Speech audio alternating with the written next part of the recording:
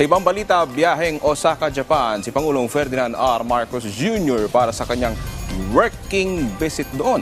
Kasama ng Pangulo ang ilang delegado at kabilang sa mga dadaluhan doon ng Pangulo ay ang World Expo, kung saan ibibida niya ang ganda ng Pilipinas at ang ating mayamang kultura. Inaasahan din makikipagpulong ang Pangulo sa ilang Japanese company at dadalaw sa Filipino community. Nagbukas ang World Expo 2025 noong April 13 na magtatapos sa October 13. Itinalaga naman bilang caretakers ng pamahalaan sina Executive Secretary Lucas Bersamin, Department of Agrarian Reform Secretary Conrado Estrella III at Department of Education Secretary Sonny Angara habang wala ang Pangulo. Inaasahang babalik ng bansa ang Pangulo ngayong weekend.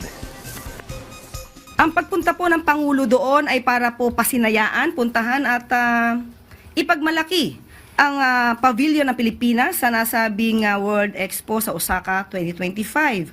Dahil ito po ay nagtatampok po ito ng mga, of course, yung mga mayayaman nating kultura at ang magaganda nating landscapes. At ito po ay isa sa parte para po mas lalong mapalawig natin ang turismo sa bansa. Maliban po dito ay magkakaroon po ng business meetings ang ating Pangulo at magkakaroon din po ng ang oras po ay ilalaan niya para sa mga kababayan natin sa nasabing bansa.